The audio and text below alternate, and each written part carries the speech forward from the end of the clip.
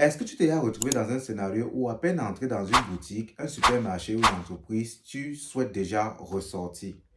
J'imagine que c'est certainement dû à la qualité d'accueil ainsi que la qualité de service et de produit qui t'a été proposé.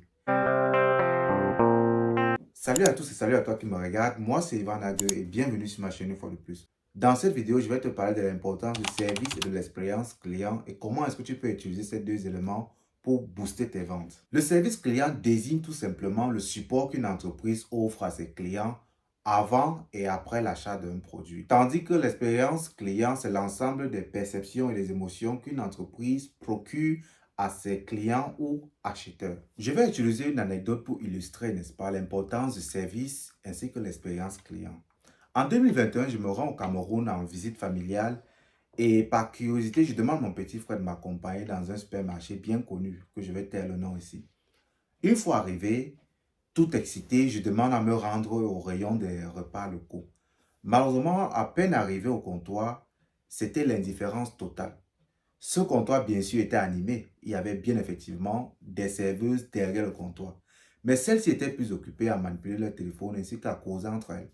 Il a fallu que je toque au comptoir pour qu'une d'elles se retourne et me pose la question sur un ton un peu condescendant. Qu'est-ce que vous voulez, monsieur? Et moi, en retour, je lui demande, mais est-ce que c'est comme ça que ça se passe ici? Est-ce que c'est comme ça que vous traitez vos clients ou vous avez l'habitude de traiter vos clients? Et elle insiste en me posant la question une deuxième fois. Qu'est-ce que vous voulez, monsieur? Passez votre commande. Tout énervé et un peu déçu, je lui ai répondu tout poliment en disant, Madame, malheureusement, je ne pourrais pas passer de commande parce que déjà, votre approche et votre ton me paraît un peu condescendant. Et je demande à mon petit frère de me conduire dans un supermarché concurrent. Et on a la chance, n'est-ce pas, au Cameroun, d'avoir deux ou trois surfaces comme ça qui sont en compétition. Ceci dit, l'offre est un peu diversifiée. Nous sommes sortis de là et nous sommes allés dans la deuxième surface. Malheureusement, celle-ci était pire que la dernière, car à peine arrivés au comptoir, les serveuses étaient une fois de plus concentrés sur leur téléphone et parlaient à haute voix, en toute ignorance de notre présence. Sur un ton un peu sarcastique, je pose la question à une des serveuses de savoir est-ce que je peux passer derrière le comptoir et me servir directement. Et celle-ci me répond, monsieur, ce n'est pas possible, contentez-vous seulement de passer votre commande. Bon, vu que c'était une première expérience de voir les mets locaux, n'est-ce pas, en plein display, bon, vu que je tenais absolument à goûter ces mets et à voir à quoi ceci ressemblait, j'ai donc décidé de passer une commande. J'ai passé la commande d'un mets bien connu et j'ai demandé à emporter. Bon, ça, c'était la première étape. Arrivé à la caisse pour payer le repas que j'ai acheté, le même scénario se produit. Je taille un billet de 10 000 à la caissière et celle-ci me retourne, monsieur, je n'ai pas la monnaie et je n'ai surtout pas de pièces. Est-ce que vous ne pouvez pas laisser votre paquet ici et essayer de trouver la monnaie? Je lui ai simplement répondu, madame, je ne pense pas que si vous étiez à ma place, vous allez accepter faire une telle commission. S'il vous plaît, faites un effort de me trouver la monnaie ou à défaut, vous me communiquez un autre moyen de paiement. La dame toute surprise me retorque, monsieur, si on n'a pas de monnaie, je suis désolé, mais vous allez devoir laisser votre repas. Heureusement que j'étais avec mon petit frère et il avait une coupure un peu plus inférieure à ce que je proposais à la dame.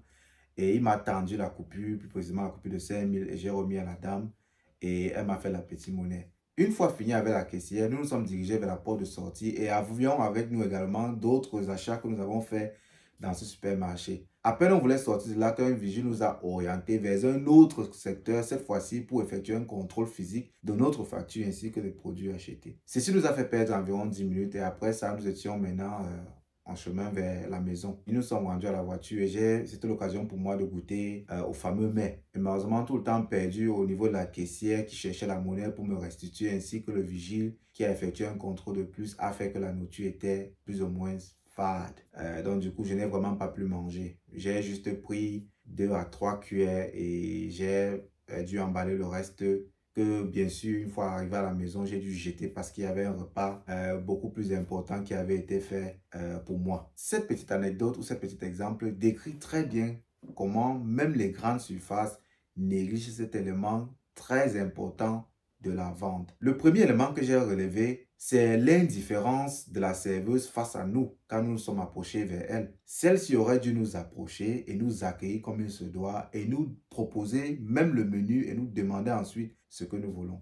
La deuxième faute ici peut être relevée au niveau de la caissière qui s'est contentée de me demander d'aller faire de la monnaie au lieu d'essayer de faire de la monnaie elle-même ou à défaut me proposer un autre mécanisme de paiement. Et par la suite, le dernier élément, c'est le contrôle qui a été effectué à notre sortie de là, car je pense que ceci n'est vraiment pas nécessaire. Vu que les produits sont scannés, j'imagine à la sortie de là, si vous n'avez pas payé pour un produit, ceci va signaler et très vite on peut vous appréhender et essayer de vérifier. Donc, vous voyez à travers cet exemple que c'est important de former votre personnel sur comment implémenter l'expérience client. Vous voyez que par jour, une surface comme ça peut recevoir en moyenne 1000 à 2000 clients facilement. Et si à chaque point de vente, le service client, à la fois l'expérience client est ainsi, vous imaginez le manque à gagner. Car j'imagine de nombreux étrangers comme moi ne voudront pas revenir dans ce genre de surface pour se faire traiter de la sorte. Donc, c'est important de prendre très au sérieux ces deux éléments. Car ceci touche même au branding et à la réputation de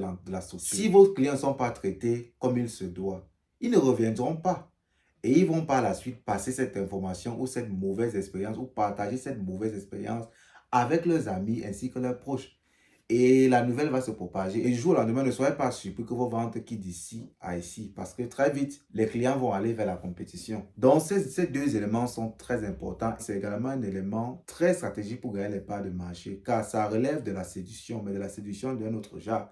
Un client qui se sent bien traité, un client qui se sent traité comme il se doit, est plus susceptible à revenir à acheter et acheter et acheter encore. En résumé, pour gagner un avantage compétitif à travers le service et l'expérience client, il vous faut dédier, n'est-ce pas, une partie de vos ressources à la formation de votre personnel, que ce soit la serveuse ou la caissière ou même le vigile. Il faut inculquer dans l'ADN de ceux-ci l'importance du service et de l'expérience client, car ceci contribue à la rétention des clients ainsi que contribue à booster l'image de votre entreprise et par conséquent vos ventes. Donc, je vous recommande, vous chefs d'entreprise sur cette chaîne, de dédier, n'est-ce pas, une partie de vos ressources à la formation de votre personnel. Il faut inculquer dans l'ADN de ceux-ci l'importance du service et de l'expérience client. J'espère que cette vidéo vous a plu et sur ce, je vous dis à bientôt.